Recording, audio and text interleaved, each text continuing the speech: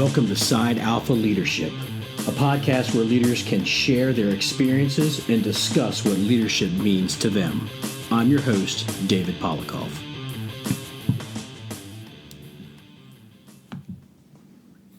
Hello, and welcome to this month's installment of Side Alpha Leadership. It's March 2020. I'm your host, David Polikoff. Today I've got a friend of mine, a co-worker, works for, is a lieutenant, in the career lieutenant in the Washington metropolitan area, Shelly Wheeler. I've known her for about 7 or 8 years. She's currently working on her degree in business leadership, or she'll explain that a little more into detail. And today we're going to talk a little bit about fire service communication. We're going to talk a little bit about leadership, mentoring, and wherever it takes us, whatever rabbit hole takes us down. So without talking over and over and over, Shelly, welcome. Hi, Dave. Thanks for having me here. I'm excited to get the opportunity to talk about something I'm very passionate about, and that's leadership. A little bit about myself. As you mentioned, I'm a career lieutenant, but I'll get a little more specific. I'm a career lieutenant with Montgomery County Fire Rescue. I have been with them for 18 years, and the last 8 years has been as a lieutenant. Prior to the fire service, I was in the Coast Guard for 4 years, and I was what's referred to as a bosun mate, second class. A lot of responsibilities that came along with that, from running my own duty section to running the station when the commanding officer wasn't there. There's just a lot of leadership that goes along with that role. It's known as the command enlisted rate in the Coast Guard, which means bosun mates are usually leading stations, boats, you name it. It's just one of those roles where leadership is very important. Prior to that, I was a waitress and going to school, and I bring that up because I feel like in some way, shape, or form, my entire life has been devoted to service. And I started thinking about that at one point, and I realized how passionate I was about leadership and how important leadership was. And I really just started thinking, hey, time to go back to school. Didn't really know exactly what I wanted to do at the time. I figured, I'll start with Homeland Security and Emergency Management. Made sense because of my background is in the fire department, in the Coast Guard. I also have a background with Maryland Task Force 1, which is our local FEMA team, and I'm part of technical rescue in Montgomery County. So all those things seem to mesh together. But I noticed really quickly, and you may notice that in your schoolwork too, that leadership always has a place somewhere. Everywhere. It's in everything that we do, from our relationships, personal relationships, to raising our kids. It's there. So I decided to go on to a master's in business administration in organizational leadership. It's this whole specialty portion that goes on with it. I loved that. I loved what I was learning, getting deeper into relationships and how they affect leadership, and everything started coming together very holistically for me. And I started realizing that leadership is this big thing, and then I started to understand why I thought it appeared complicated, but there's so much more simple ways to it. So I've decided not to stop there, and I went into my doctorate in business administration, which is a focus on taking an expert look at issues within organizations. So I really like that idea of being able to look and see if a problem exists, and if it did, how can I fix that and make that better? And so from there, I've finished my coursework, and I'm currently working on dissertation, which the term is I'm a doctoral candidate. So I'm working on my dissertation, and I'm focusing on effective leadership in the fire service. So at this point, I'm halfway through my dissertation, and it's been a really interesting process, and I continuously learn more every day. There's always something new popping up about leadership. Right.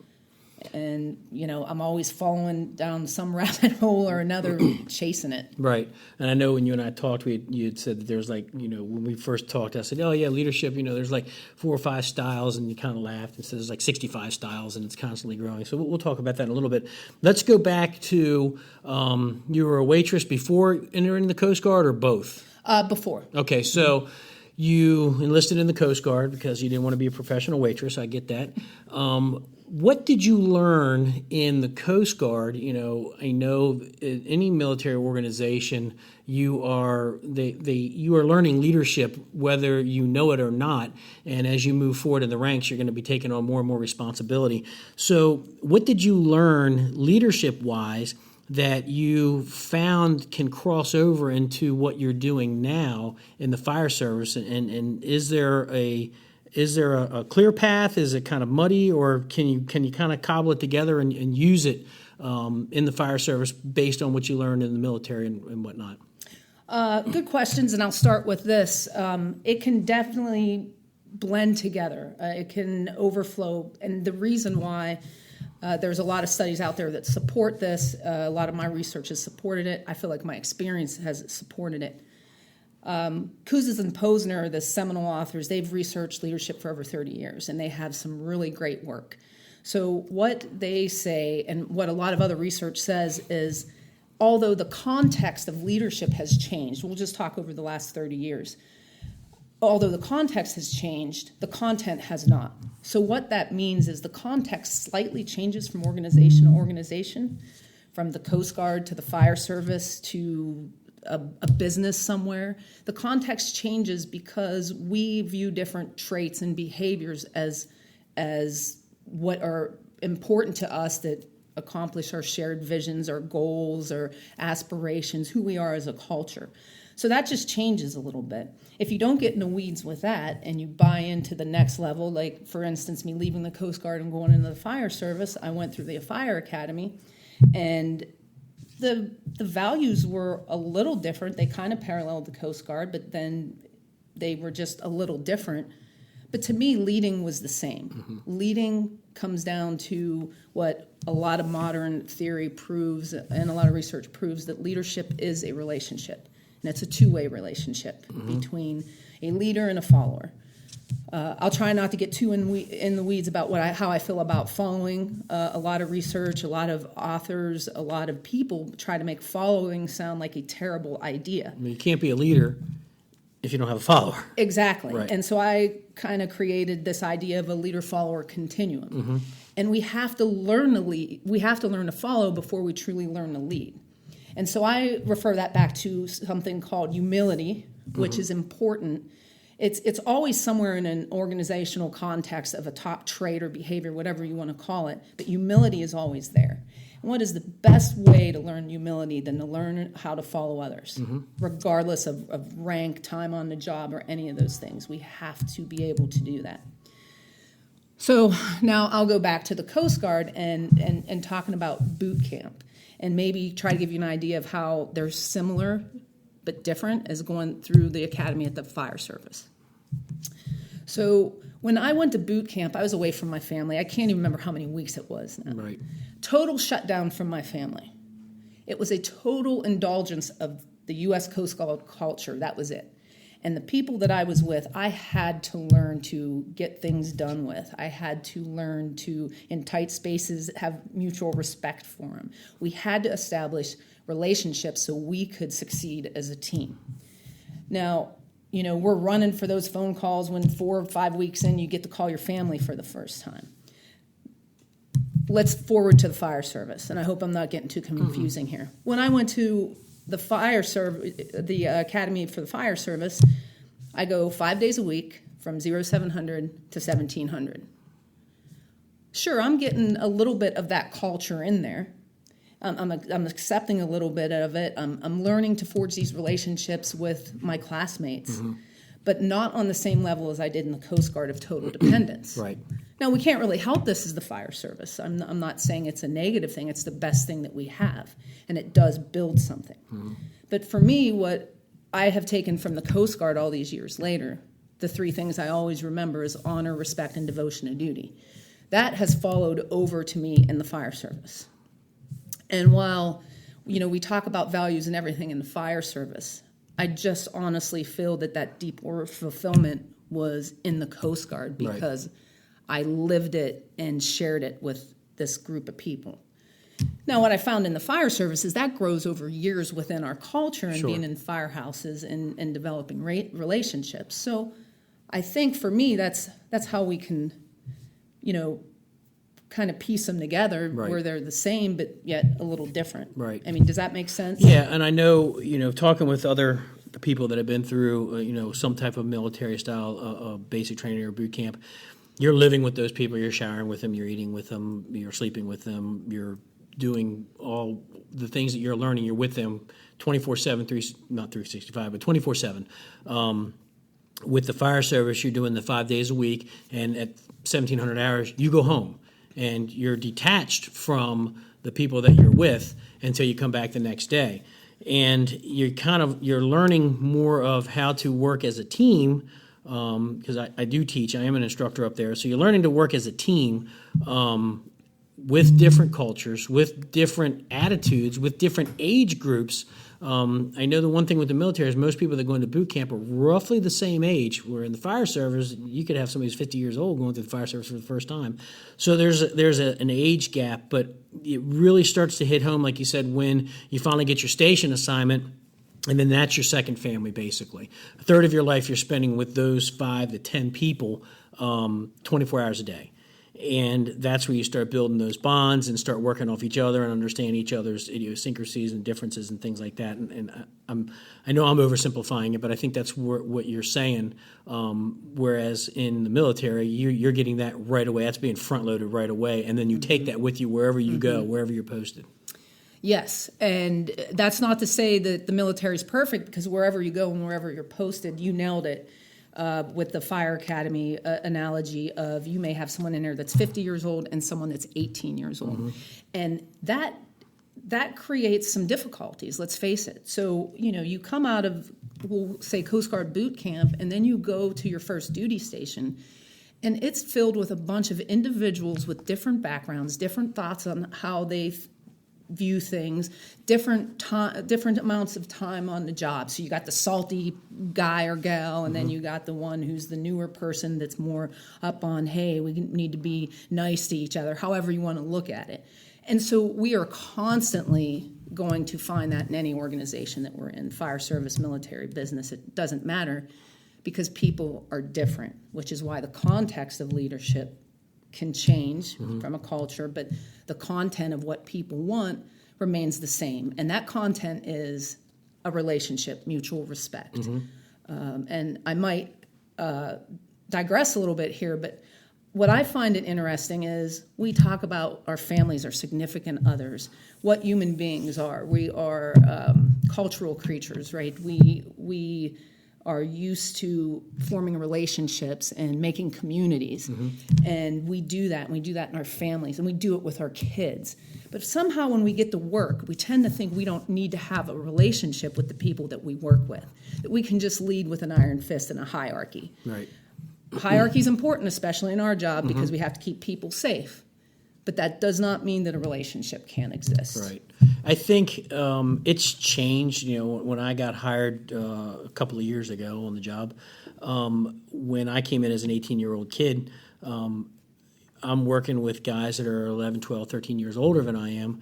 And what I found is that it was a second family. It was immediate that we all, even though we were all different, we came from different backgrounds, on our days off, we went and did stuff together. A lot of the guys were into NASCAR races. Some weren't, but we all went to a NASCAR race. We rented fishing boats. We all went fishing. Some of us were into fishing. We weren't.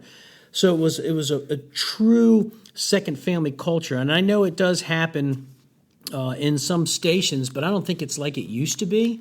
I think that I think my personal feeling is once we got into this technology age, it kind of took away some of that dependency of the guys and gals that we work with as our second family, as to we can go to work and be with those people and pal around with them at work, and then when we go home, it's two separate things. And it was never like that for me. So for me, it was hard to adjust to that. I like to keep tabs or keep in touch with the people that I work with on shift. You're not seeing that like we used to, but not to go off on a different direction. I think that if we could get back to that, we'll talk about communication in a few minutes. If we could get back to that whole understanding each other's culture, but also understanding that we need to build these relationships in the fire service. I know when the bells go off, all cards are on the table, and we are all working towards the same mission. And it doesn't matter what background or religion or sex or whatever you are. We're one team to go towards one goal. But then when we get back into the station, we kind of go off in our own direction. And it was never like that, back in the day for me. So that's been kind of an adjustment. Right, and what you're talking about is very true, and it's a very important point when we talk about this whole thing. So when we talk about culture, we're just not talking about individual differences or diversity or any of these things. We're talking about, I like to think of, we'll just talk specifically to organizational culture and how our organizational culture handles and responds to things, these situations in the firehouse, relationships and such. And you brought up a great point that talking about organizational culture of when you came in and looking at organizational culture now, it's different. Mm-hmm. And why? And you bring up a great point about electronics in the digital age. It brings us to our next point of generational gaps. It really tend to make a difference. And if we don't bridge those gaps, they get far away from us. And also, the invent of the internet did a lot of things. It changed culture of communities, and it changed cultures all around the world and how people react and adapt to things.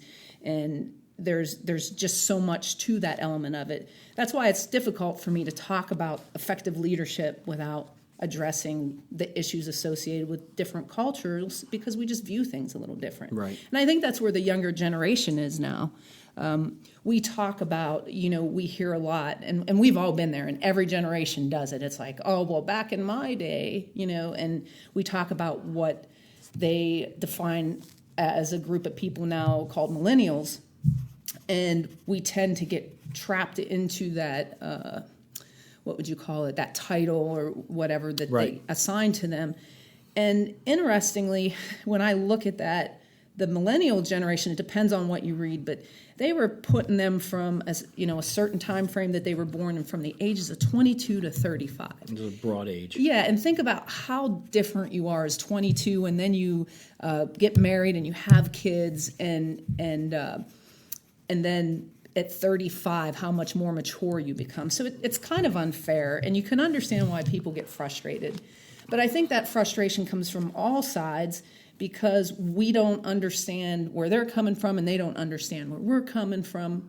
But we can fix that with communication. Absolutely. Now, we're going to talk about millennials in a second. Oh, I'm sorry. No. It's a good topic, because I like to talk about that. One of the things I want to hit is, when I got hired in the fire service, we didn't have the internet. I'm not going to tell you guys how old I am. But what I found and what I've learned over time, maybe I'm getting a little more mature. My wife would probably disagree, but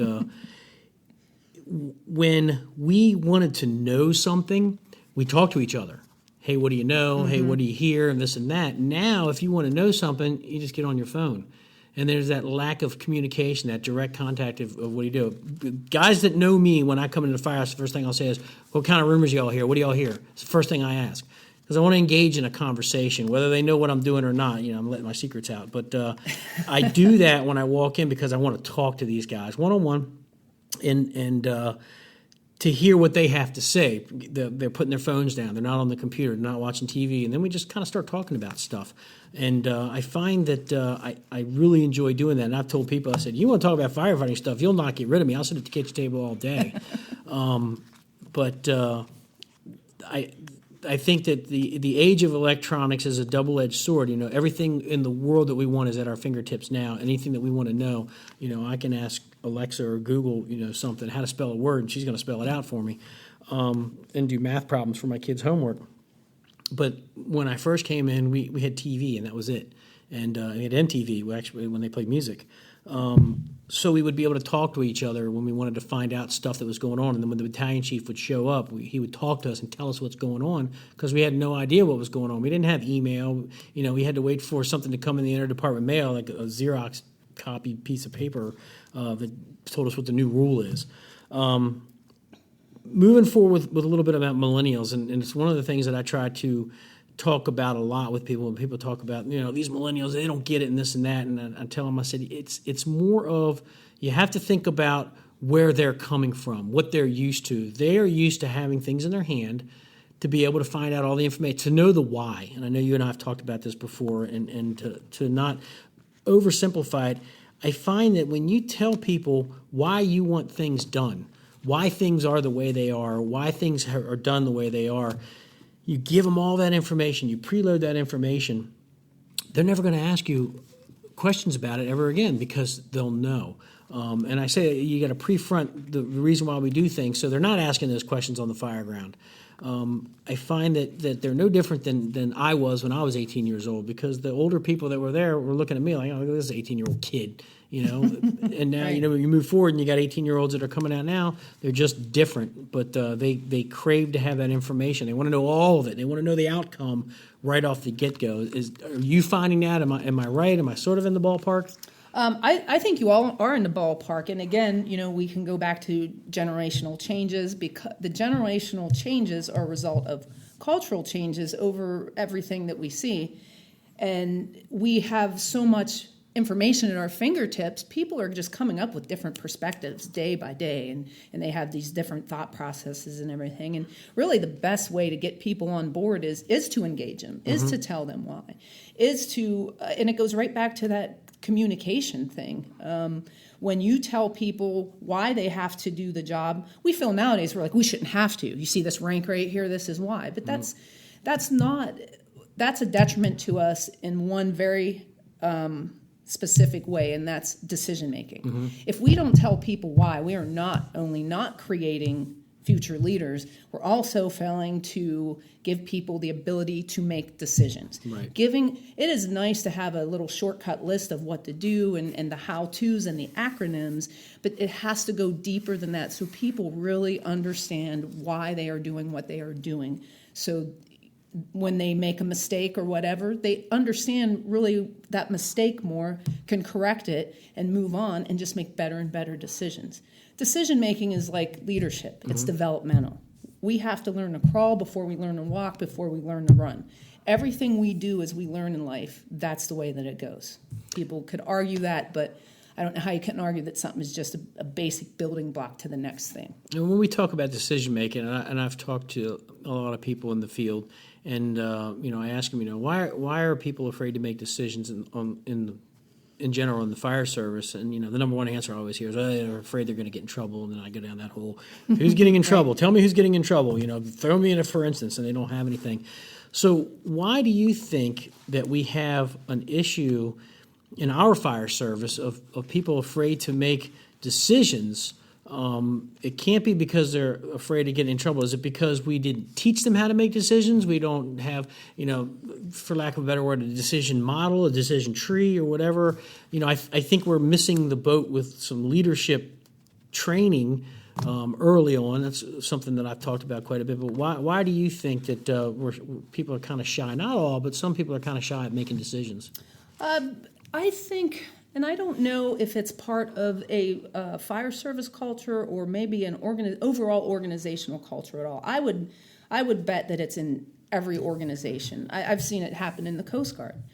The people are afraid to make decisions because they're really unsure of what they're supposed to do, and as you move up in roles, it becomes uncomfortable to make a decision that you've never made before. So how do we make better decisions? How do we make more confident people, right? And so again, we have to build them up to it. It can't be I've been in the department for 6 years, and now I'm going to make lieutenant. Now I have to learn leadership. Now I have to learn to make decisions. That should be something that starts at the very beginning of our career in the academy, which it informally does. But I would say that we need to make it more formal. So we go into this thing, a lot of leadership theories fall apart because they don't cover the followership portion. So they created this thing called the theory of followership. And it's really neat, and it makes a lot of sense because people do have to learn to follow. And learning to follow doesn't mean I just give you this little A, B, C, D, E approach. It's understanding why, like we talked about earlier. Why do I have to follow? Why is it important for me to follow my lieutenant? Should I follow my lieutenant blindly? Or are we using crew resource management? And we talk about a lot of these things, but if I equate back to the Coast Guard, when we talked crew resource management, when we talked leadership, we had formal training on it. Mm-hmm. And that seems to be something, as I go through all the research out there. There's not a lot of research in effective leadership in the fire department or leadership development. It's all over the place because it almost seems new, even though we've been doing it since the beginning of time. I find it's very subjective. It depends on who's writing that book at that time. And I haven't read any fire service leadership books by any specific authors, only because they're all over the place. Like you said, it's not, where I can go take the Army doctrine on leadership or whatever, and that's the same for the 300, 500,000 Army dudes that are out running around. The training is the same. And so I think that was my point to you when you talk about how we can align it with military. Mm-hmm. And I said, well, yeah, I understand that, but we don't need to per se. And we don't need to align it to business per se, because my point goes back to it's the context that changes. So the fire service can just be the fire service and say, who are we? Who are our what are our core operating values? Not just like 3 words, but what are they really? How do we spell that out? And we have an opportunity to spell that out for people and spell it out from the beginning and then teach it and learn it and recite it and live it every day. And you can't give people too much. It has to start somewhere and then build a little bit and build a little bit. It can't be a 5-day class. No, it has to be ongoing. It's got to be a career. I would argue that by the time you're officer, a lieutenant, you should have already had a decent amount of what leadership training is. Not autocratic, democratic, or any of that. That's the main 3 that only everybody knows. Exactly. Right. It's very broad and it doesn't explain everything. And when we have to explain the why, because leadership is this whole complex thing. It takes all 65 theories to even start to explain it. Mm-hmm. But when we make it simple, it's a relationship. And what's it take to have a relationship? Good active listening and good two-way communication. So why not start there? Right.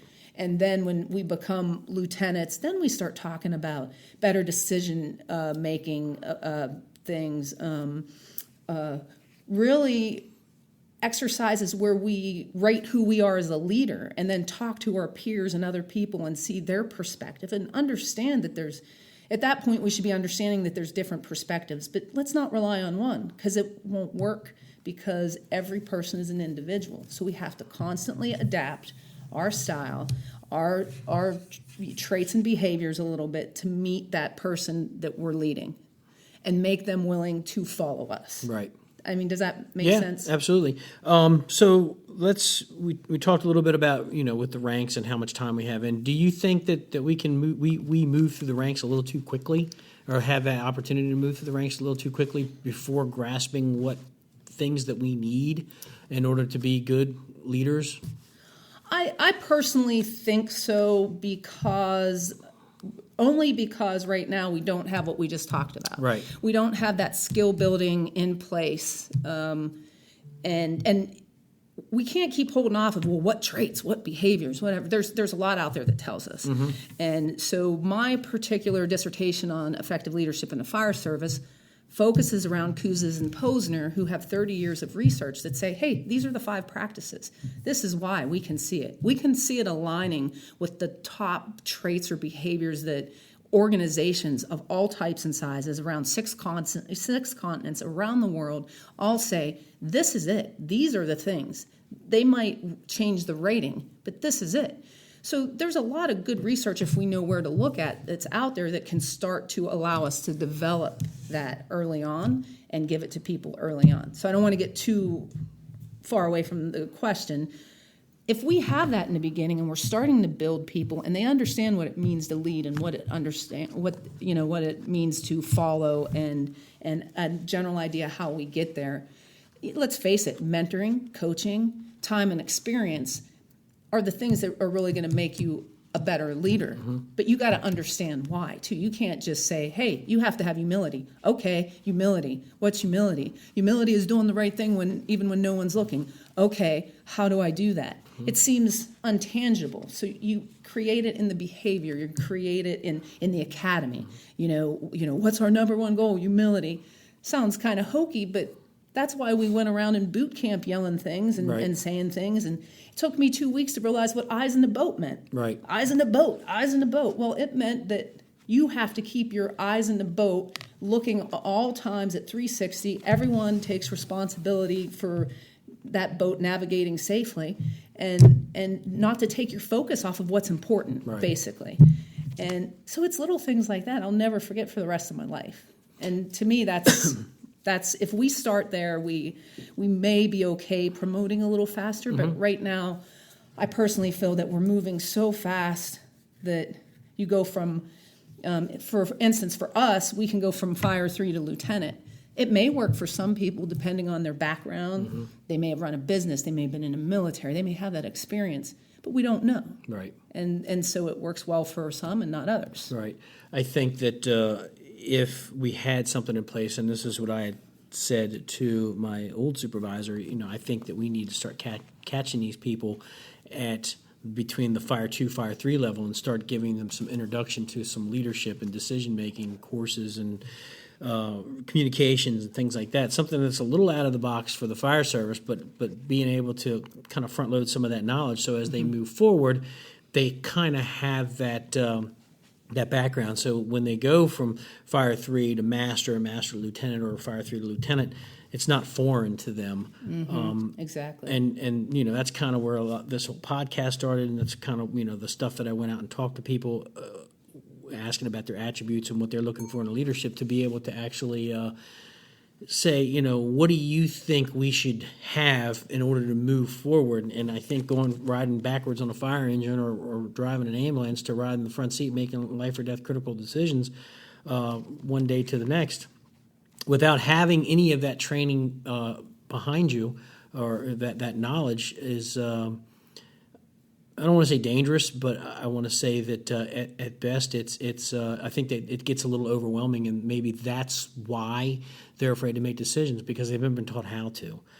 It's not that they're not going to get in trouble, because nobody's getting in trouble. That I do know. Right. So what if you had to design? I'm going to put you on the spot here. If you had to design a leadership, relationship, communication, put the whole package together class for the fire service in order to get that knowledge base to move forward in the ranks, what would it consist of? What would you, if you had to put your objectives, your 5 bullet point objectives, what would you talk about in this particular class? And see, and the 10 or 12 people that are listening to this podcast right now might write this down, saying, hey, I can start a class, and these are the 5 things that we have to do, and then they can say, hey Alexis, what is this? And then they can write that definition down. But what would your bulleted points be if you were going to develop a class in order to teach basic traits and leadership and communication and all that stuff to be able to start moving forward? So if we're talking about just a singular class, because really I would never create it would have to be a class, as in, let's say it's 24 hours, so we're looking at 4 to 6 day class, or maybe it's a 30-hour class, maybe it's a 10-day class. Oh my gosh, I could put so much in there. Sure. That gets me excited. But one of the parts I always feel I got to start with, and some people are like, we don't need to hear theory, we don't need, and they're right, we don't need to get heavy into what theory is, but we need to understand, what is this thing called leadership? And it has to start there. And everything starts even in boot camp, we went back, we had to know our Coast Guard history. Even in the academy, we learned our fire service history, and so everything starts there, so we know why. So I would start with a brief explanation of there's all these theories out there, of all the theories, but really all it comes down to is that leadership is a relational process. There's certain traits, skills, and behaviors that leaders need, and it's going to be driven by your organizational culture.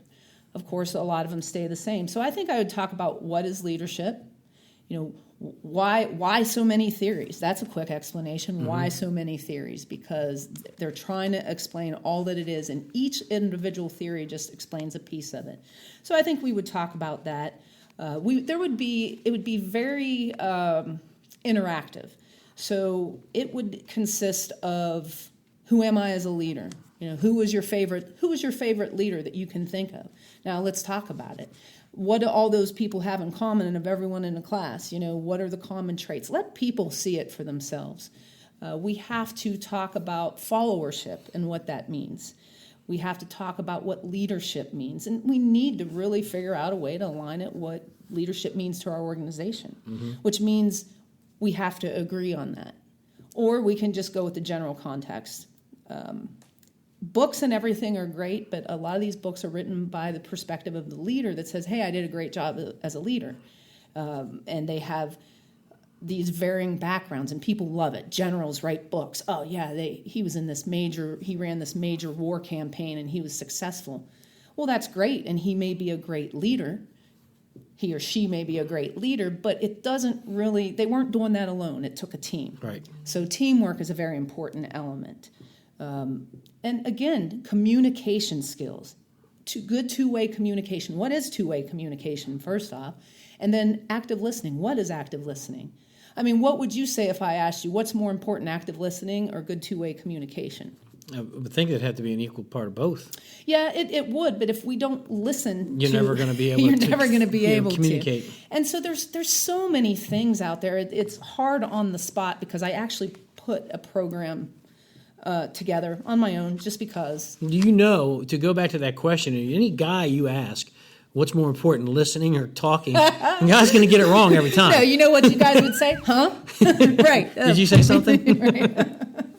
Yeah, so I hope I didn't get off too much of a tangent because there's so much, but we just have to say, hey, these are the traits. These are skills that build relationships, and even if we just keep it simple to relationships, but I guess a lot of people would have to believe that leadership is a relationship, and I feel like I could prove that many times over. Sure. I think that, in that class, and we're going to talk about your upcoming class that you're going to be teaching, that we're going to be doing, well, not really doing it together, but we're going to be there together. When it comes to your activities and things like that you would do for your class, that would probably make that class a lot more up and moving around and doing stuff, and I think it would make the class a lot more easy to digest, because most firemen just don't want to sit around behind a table listening to somebody talk for 8 hours or whatever, but to be able to actually have activities and things like that. One of the things that I did a very informal, went around to some shifts and just talked about the attributes, what they thought of what a good leader is, and I knew what I was going to come away with, and I wasn't surprised, but it was really neat to actually be able to highlight and see that, between all the different shifts and the different stations and the different battalions and the different parts of the county, they all were saying the same thing of what they think a leader should have, and I think that's like golden information, because here's the people that are your supposed to be the followers. This is what I'm looking for, and I think that we put that out there, saying like, here's what it is. Now you need to figure out how to do that, how to define that, and I think that's where your class would come in to play. Would be I'm going to talk about all these different things of what this means, what the definition of this is. Mm-hmm. And you said you had already come up with a class. So talk about that a little bit, what you came up with. So what I came up with is kind of what I just went down some of the bulleted points with. I had an opportunity through a mutual friend of ours, Tracy Coleman. She created a really great mentoring program for our department. And I had just been putting this thing together, and I reached out to her and I said, you can have it. And she's like, no, I think you should give it. Right. And it was a lot at first. I taught it to over 30 captains, different backgrounds, different levels of experience. And I really did get into, it was almost like an experiment for me. It's like it's this is what leadership is. This is the history of the leadership. Here's the theories. Here's some theories that seem to match with what we do based on my experience as a firefighter of 18 years and as an officer. We talked about that. Then we got into, each section was broken up into some kind of activity to reinforce it. So it wasn't too much. I still think, looking back on it, it was a lot for them. And so I've really curtailed it down now. But I talked about things in there like motivation theory. And motivation theory is so important because when we talk about followership, which is a big piece of information that's missing in a lot of the leadership theories out there. It takes two. It takes a leader and follower always. So we got into some motivational theory. We got into a talk on, what does this millennial thing mean? And we, as leaders, we have to put all that aside and just lead people. Of course we get frustrated. We're human beings.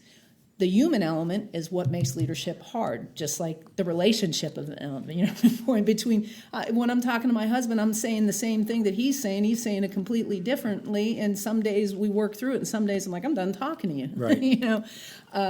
We talk about in that class about how to build skills. We talk about active listening and communication, and then we do exercises on it.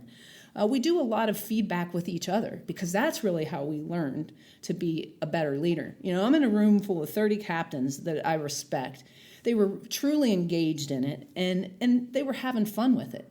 And the neat thing I found by the time I was done was we, at least in Montgomery County, that's all I can speak of, the same theories kept popping up. And I don't think we should lead by a theory, but I think we should understand that there's all different kind of ways to lead. And the servant approach, the transformational approach, the adaptive approach, the situational approach, they all came up. Which, because that's leadership. We have to adapt to the situation. We have to put others before us, the servant approach. We have to develop the people, our firefighters out there to be better and be better decision makers. Transformational leadership. We're transforming them from one point to the next. So it's really neat how that all came together. And it was just a little bit of lecture and a lot of exercises and feedback and talking in class. And a lot of the things I put together was to still enhance active listening and communication through collaboration in each group. So everything had this holistic focus on it, whether people saw it or not. So we got a little bit of everything. Right. I like, there's a couple things that you said that, the first thing is that, you talk about they need to understand what the different styles of leadership that are out there. And there's more than three. But if I was to ask anybody in the fire service, what are the three styles of leadership? They're going to say autocratic, democratic, laissez-faire. They're going to say it right away. If you know that, then why wouldn't you want to know the other stuff that's out there? Because you just can't put everybody in these three boxes. Right. They all work. Those three work for different things, but there's so much more of it's out there that you can be more well-rounded. Instead of just these three, you can figure out the other things because not everybody's going to fit into that type of leadership, or not every situation is going to call for that. The other thing that you said, I found interesting. My wife says it all the time. She says we don't argue. A lot of times we're saying the same thing, just differently, and we get mad at each other because we're not connecting the dots that we're both saying the same thing. But so I think that's important too, and that's where the whole that listening comes in. Of let me hear what you have to say. Let me hear everything that you're saying, and then be humble enough to say, I don't understand what you're saying. Please explain it simpler for me. I'm not getting it. And then you have that aha moment. It's like, oh, well, that's what I'm saying, except I'm saying it differently, type of thing. Right. But I think that you have to kind of come off of what you're saying is knowing that there's more than just X, Y, and Z to leadership. It's a very big area, and to be able, the more you know about it, the better you're going to be when it comes time to deal with people and make decisions. With the class that you did, now I heard some feedback about it. Some of the people had said like, "Wow, it was really way up here, type of stuff," and some of it was really over my head. And I And I said, okay, well, I don't know what you had. I said, but it's a good starting point, because then you can start saying, all right, how can I whittle it down so that everybody is engaged now, and I'm getting everybody, involved. And it took me a long time with teaching classes. You're really passionate about something, and you're doing a PowerPoint, and you're developing a program, and then you have to look at it and say, okay, if I'm up here with this truck company operations or rescue or whatever, and I'm only talking to these people that have 20 years on the job, what about the guy that's got 3 years on the job that wants to learn something? He's lost. Right. So you got to bring it down to an area where I'm hitting the lowest person, and then I can bring everybody up at the same time. And that's difficult to do, but I think that, I know you're onto it because I've seen what your program looks like now. Let's talk a little bit about, for the next 15 minutes, so what your future plans are. You told me you're going for your doctorate, and I said your husband probably said, well, no, once you get the degree, you better do something with it, type of deal. It's like Right. Well, that's what I was saying. I'm going back to school, and I'm totally taking a different approach to my education, and I'm going back for organizational leadership. And my wife asked me, she says, what are you going to do with it? And I said, I don't know. I said, if I could do something, it would be along the lines of what you had talked about earlier, is to be able to go into like this Fortune 500 company that just can't get something going, and to say, all right, let me analyze it from all the things that I learned in the fire service and from emergency stuff and everything, and take a look at it. Are you overcomplicating it? And then fix it, or at least put them on a direction to fix it, or say, this is what I would do, and whether they use it or not, you're still paying me, type of deal. But Right. I think that would be pretty exciting to be able to help somebody else outside of the fire service figure out what's not working, and then what would be even more satisfying is getting that call back saying it's working. Right. So I know that's one of the things that you had talked about. So tell me what your future plans are. Obviously you're going to continue with the fire service, but where are you going to go with this? And then we're going to talk a little bit about what we're going to be doing up in Harrisburg. Okay. Yeah, so where I know I'm going to go with this is ongoing research. Research builds off of research, which builds off of research. We never stop knowing. The more I learn, the more I realize I don't know, and the more I want to keep going. I see myself as a consultant going around to any kind of organization of type or size and assessing their situation. Uniquely, I think what I've developed for myself is I have that military background, I have that fire service background, and I have that business background. And I feel my chair, the man who supports me through writing my dissertation, he and I had a conversation today, and he just said, I really like how you can put it all together. This is going to be important, because when we look at literature, it's sectional. It's like fire service, military, business, and it's really not. Not with leadership. And then I have an understanding of the organizational alignment, organizational management, organizational redesign. So I want to put it together in a holistic approach of being able to not only go in and say, hey, here's a leadership program, or here's what I think you need, but to show it on paper of, are you happy with your organizational values and where you're at? Yes, we are. Okay, now let's build your leadership initiatives off of this. Or no, we're not happy with where this is at, so we need to revamp the whole program. That's where I see myself going with it. I see myself writing a book or two. I've already started, but I just write here and there, and I've really focused on my dissertation. And I just see doing what I've always wanted to do and help others. Right. I always wanted to be a fireman when I grow up, and that's right. That's what I said. Fireman. It didn't matter to me, and it's a generic term, like when you walk in and say, what's up, guys? Whether there's women in there or not, it's... Exactly. And it's what I've always wanted to do, and I don't know why. And I just continue to do things that serve others, from raising my kids. We forget how important and how much we give to raising our kids. And I just want to take all those ideas and principles and values and give them where I can, and help places become better. Hopefully. I mean, there would be nothing better than that. It's not about the money for me. I'm not sure where my fire service career will go. I don't know how long I'll stay around. I love it. It's the best job in the world. But I just find myself wanting more, and that has nothing to do with the department I work with or the fire service. I just want more. Sure. But I'm hoping this dissertation really starts to go out and help the fire service as a whole. It's really interesting, as I was trying to prove to... I have a reader who reads all my work as well, and he was he was prior Army, and he just couldn't get where I was going with this fire service thing, and what it means. And I told him, I said, it's all these departments together all across, we'll just call the United States because it's really, international, but all across the United States that engage in these common actions like firefighting activities. I didn't even get in the EMS portion, everything else that we do. But that's kind of where I see myself going. I really hope that I can help reshape the fire service and get them on the track of, we can just be the fire service. We don't have to be the military. We don't have to be business. We can have it all, but let's decide who we are.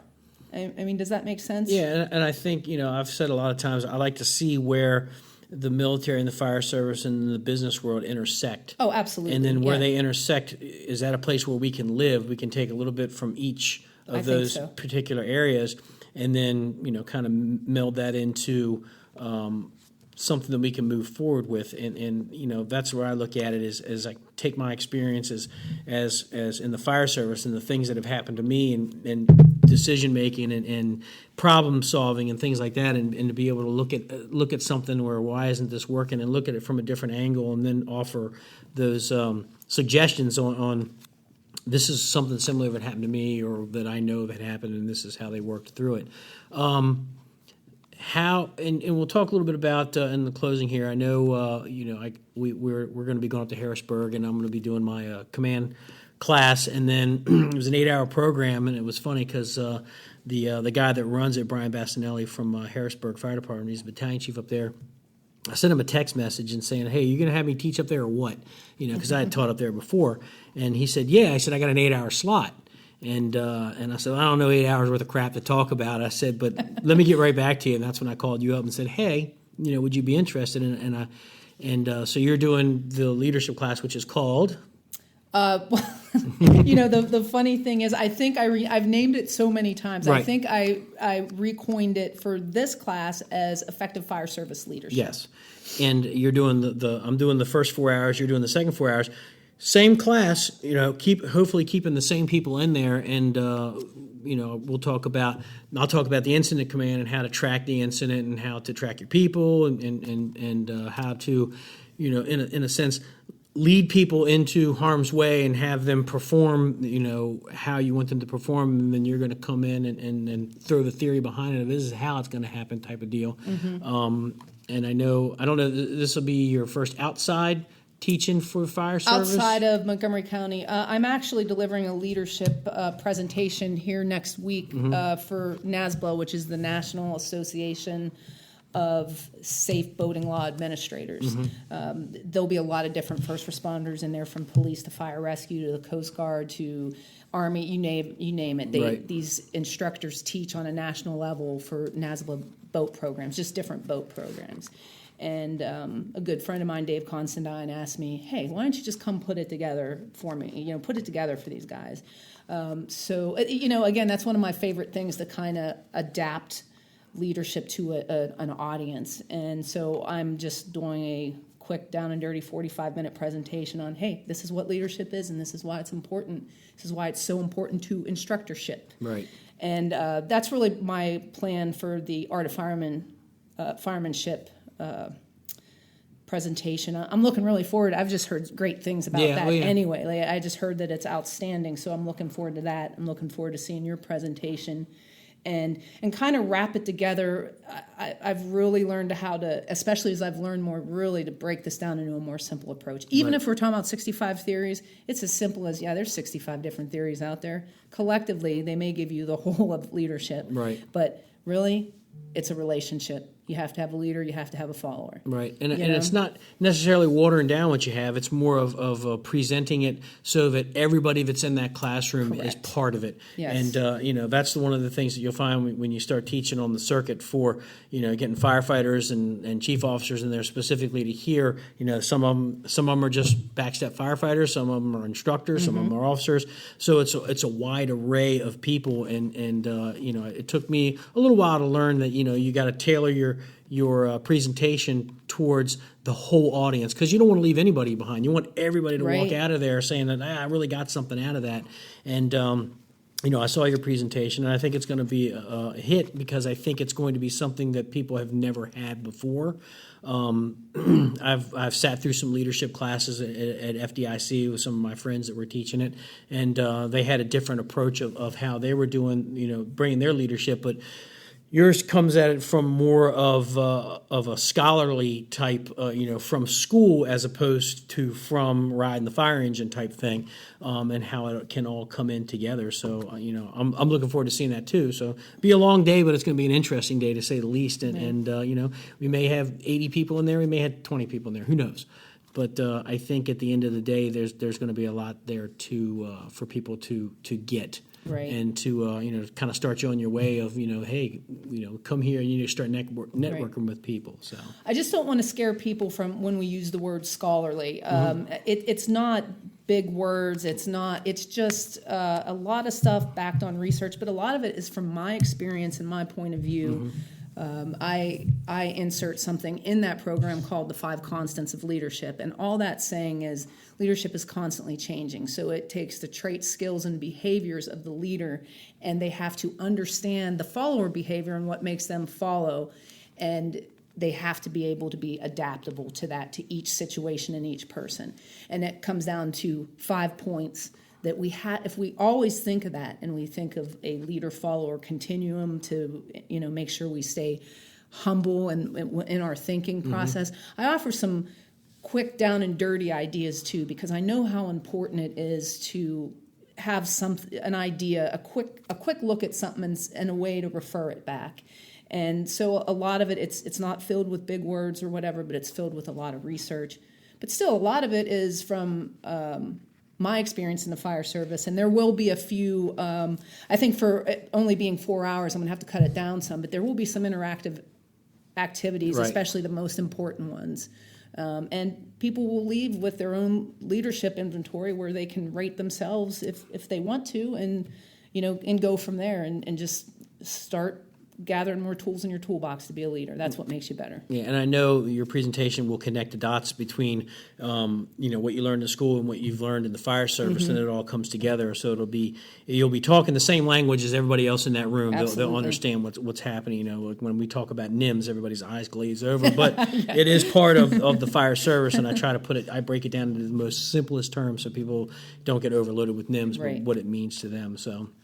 So we got about a couple minutes left. Is there anything you want to throw back out there? I just really appreciate the opportunity to come talk to you, give you my perspective on leadership. I mean, it's just a scratch on the surface for me, but so is my education and learning and experience with this.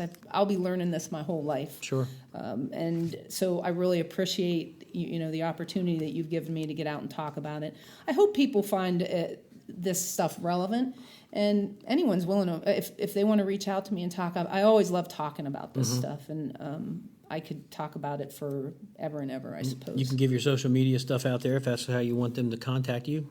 Feel free. Right now, or not. I'm working on. I've always just had Facebook, so you can find me at Shelly Wheeler, just searching me on Facebook, and then that's really all I have right now. I haven't really gotten into the Twitter world or anything like that. But I'm going to. I've been so busy with other things. I've thought about doing it. But I think we had talked about I'll be setting up my own consulting business here soon. And so I plan on linking social media together with that. You almost have to. So yeah. Well, Shelly, I appreciate you coming on here. I was pretty excited to get you out here to get a different perspective of leadership as part of the fire service, but as also part of what you've actually learned as you moved through school. So with that, we're going to close out here. If you want to find out more information on some of our past podcasts, you can catch it at any of the social media, Instagram, Twitter, and Facebook, all Side Alpha Leadership. You can find me directly on Twitter, through Side Alpha Leadership or through David Polikoff. Same thing with Facebook as well as Instagram. So with that, Shelly, thank you for coming. And until next month, be safe.